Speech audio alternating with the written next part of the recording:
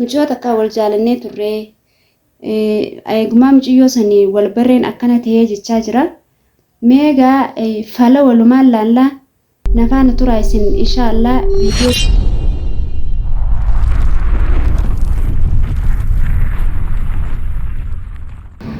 Assalamu alaikum warahmatullahi wabarakatuh. Kabajamtoota daawwattoota hordoftoota keenya jirtu siniin jecha namni taa'u jiru kun eenyu ta'a laata? Nama kana hin beekne garuu namaan beeku na fakkaate. Mee qoy abo maalati namaan beeku na fakkaate? eenyu nam beektat Rudwani mi? Maal fastais? Abo mana qara wallaale qara nila walleele min tawajjal Maal taate? beeqon Na beekta? beekti naagara galtidaaden beeqo bita dajee gabbeele manitti wal deebi'u laadeen Waan hin beektu garuu ati an siin beeka akka? asin beeqon Wallaahi yaadachuun danda'u firraa baasi yoona kan firraa baasi kanallee hayya kaynun kaymee mani galla eessa gal manatti si galchaa kay bar manni kaysan asiin karaa jooylaa irraa kana joolaa jooylaa anuma eessan jira amma olii tana jirta kaamaat talkalichi maal taate beeqo wallahi Rudwaan maami anume ana daraartu na beekta xiqqoo raddagee garuu beeqo anuma yaadachuun danda'u hayya kaynun ni gallamme eessani Kaya mala aramni iyyuu asii dhufe sin dhiisuti. Kay mana si galcheetiin achiin booda mana keetti si galcha. Mana keessanii si galcha kay. aramni osoo wanti Maal taate abboleessa kiyya qaali maal taate?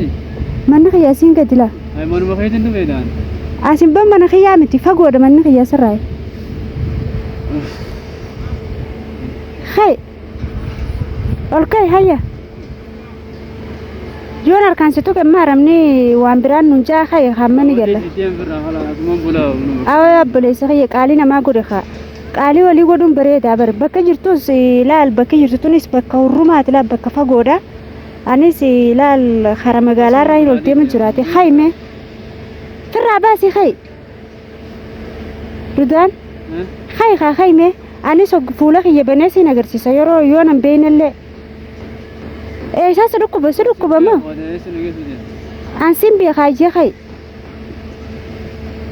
gaa qaali olii godhuun bareedaa bare abuna fiisa abuuqa beekama sirraa ta'an awa rabbi jii hay abboleessa kiyya rabbiin beektooti aramni kun asii yoon dhufe naman beekne bira dhaabbattaa maalii naan jaa haynu maal si godhanu nan dhiisan ree laa gartaa manneen kun gartaa laa mana jaaru jiran hayya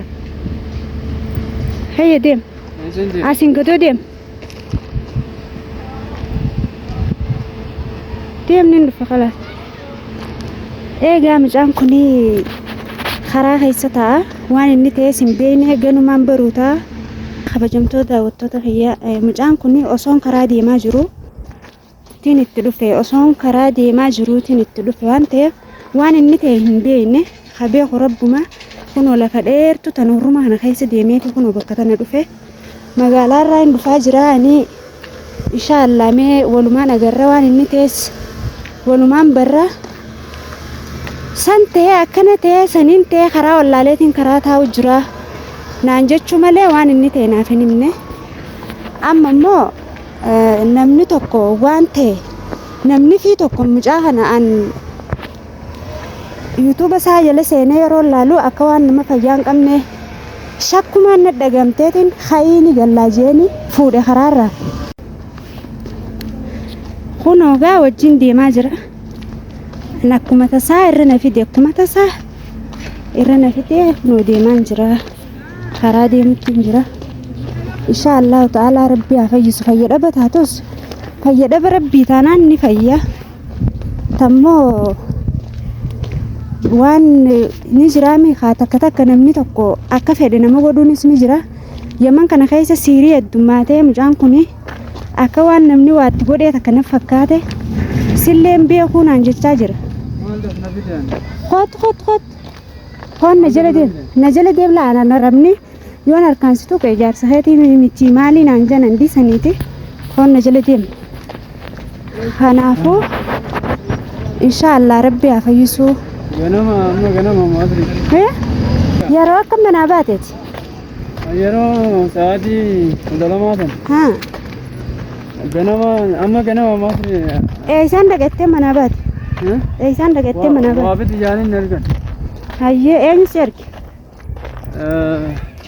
ajaa'ibaa biyyaadha mana soojin jiru duuba namni yoo si arge sin barbaadu namni si arge sun beeku wallaahi hin beeku isaan dhagattee deemte magaalaan dhagattee deemte moo akkam jijjiirtaati silaa qaama keeti fayyaa qabda rafuun ture san dura irri baawaasanidhuma waan uummatin an jaane waan bitee waan sanu bakka itti buuse hin beekan waan bittee waa bakka itti buuftee wallaalti hin beeku bakka itti buuse bakka amma deemaa oolee mana bakka itti galu haraa wallaale hanga ammoo antanaatti hin galle hagamu inshallah ani yoo biyya naannuma mana keenyaa yoo tasan harkaan gabbaanii mana na deebisan jeetin manatti ol dhiyaadhee taa'e manarra fagaadden taa'u jiraan hayyee bakka fagoo jirta aan akkuma tasaatti hin barreessin beekne suuqa kanaan dhaqee dhufu jira mana keessan gadi kaa manni keessan joolaarra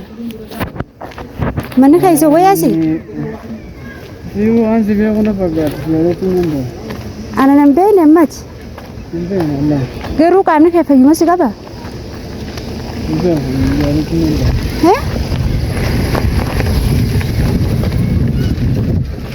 alhamdulillah rabbil alamin alhamdulillah ya ableesa fayya qaali rabbi si haa fayyisu fayya dhaba biraa qaama keessanii qabda waan qaban fayyan qaba maaliin ta'e fayyan qaba duba maaliif karaa wallaalte namaa wallolte biyya takkaa kana godhe wallaan beeku akkam si goote yaa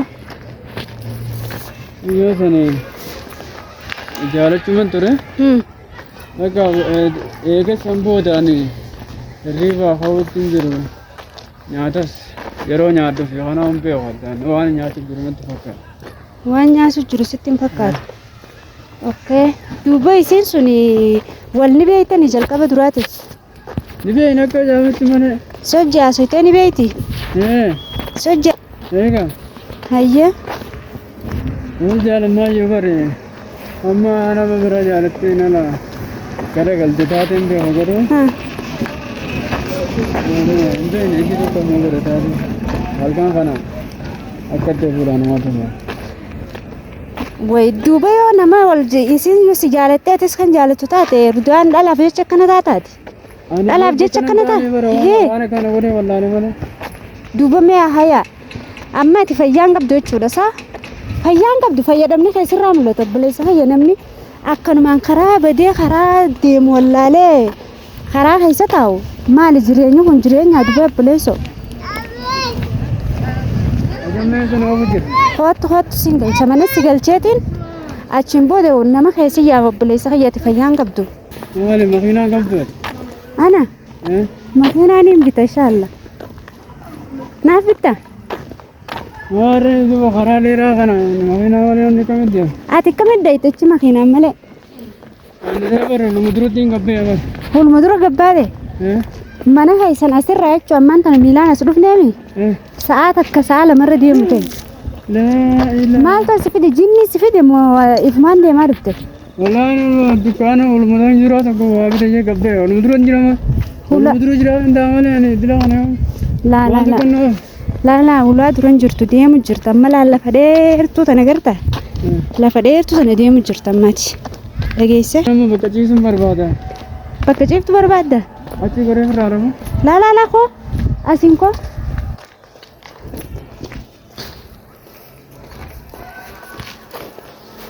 Akkanumarraa finaan jetti qalbii firraa. Hottu rafin bakka raftu naasi keessaa hoo. Hoo asumaan akkatti achi seenila. Eessa deema? Deema sin achi seen. Achi? Deem hayya achi seen achi.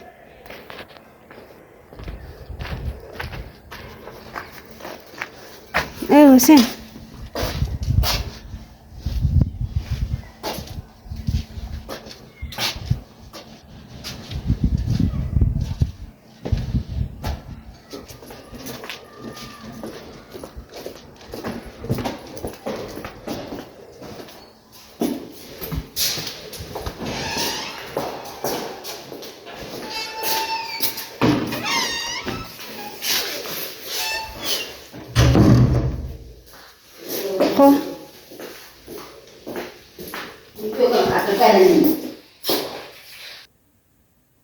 gaafitee manan naqeen jira.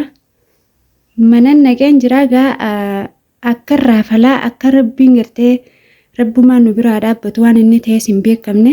Micoota akkaan jaalachuu ture naan jee. Muciyyoo sanii halkan kana waan itti bulu hin beeku. Miira biraa keessaan galaa turaa bulaa amma immoo warri keenya na ergee karaa wallaalee karaan itti galu wallaalee karaa keessa taa'u jira naan jee. Firraa bani Rudaan wow firraa bani mee guutak maaltu si eessaa dhufte maaltu si geesse na beektaa laa amma firraa baneen jiraani laammee bakka jirtuuf laalamma na beekte. Ya Rabbi Muhammad ya Allah. Manni keenya akkanaa miti maal ta'e? Amma ati na beektaa jirta? Wallaahi namni si yaadachuu hin danda'u dhiifama naa godhe. Nan beektu isaa? An daraartuudha. Daraartuudha? Daraartuu tan gaafa dhiyoo fannisi wajjin viidiyoo dalaynee naaf fannis wallollee ni yaadatta? Xiqqoo ni yaadadha garuu. Mee itti yaadi mee na yaadadhu. Mataa si dhukkuba? Maal hin ta'e immoo ani dulloome maal hin ta'e? Eessaa si dhukkuba mee natti himi? Maalisi? Haakama si geessinu? Maal hin ta'e haakama na geessinu? Maaltu hojjirta bar gaara keessaan si fide karaa keessa sii taa'u hojjirtuun si fide. Naafoo namitti abaaramtu takkanan jaaladha isheen akkanaa ta'e hin beeku. Bakka irraa akkana taatanii beektaa? Wallaahi mulee waa takka nyaata reefuma nyaatitti mana gaafatti osoo hin danda'u. Hin dandeessu isaa? Duba amma akkamtu mee hayyee nama keessi yaamu? Nama keessi yaamu? Maaliiti? Nama si yaamu fannis ni beektaa? Fannis moo eenyu beeku? Fannis bira si geessu? Laan fedhaan biraan geessan hin fedhan arguu isuma argaa jibbaa yoone. Maali?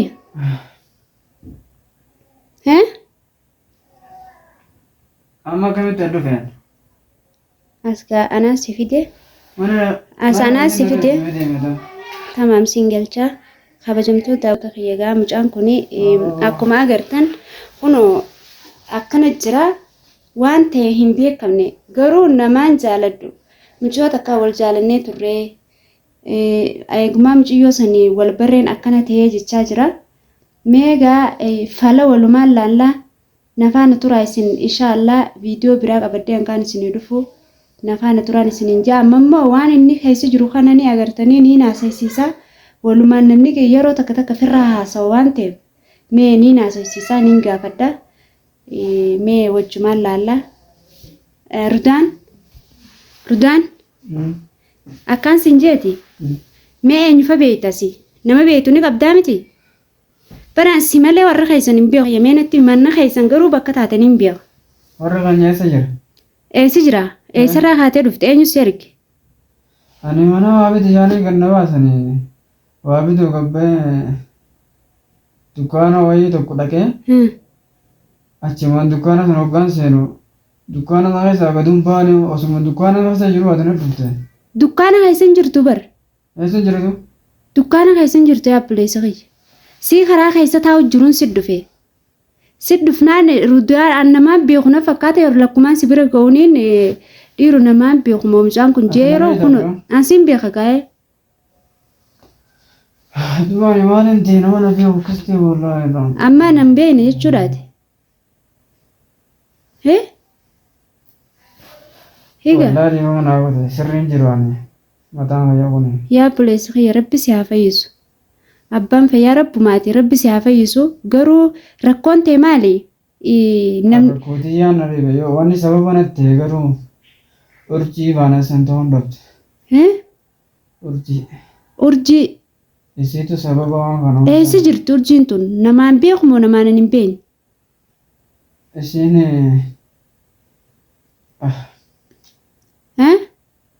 Si fuusifna khalaas fuudhataatu si fuusifna.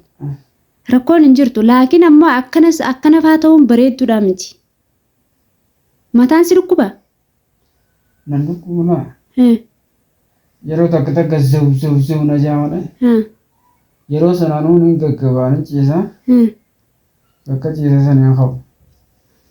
Rafuun fedha bakka akkanumatti rafuma rafinaa jechuudha. Rafuma feeta? Nama harkuun feetu nama harkuu faa? Danda'u argaa nama. Haasoo namaa?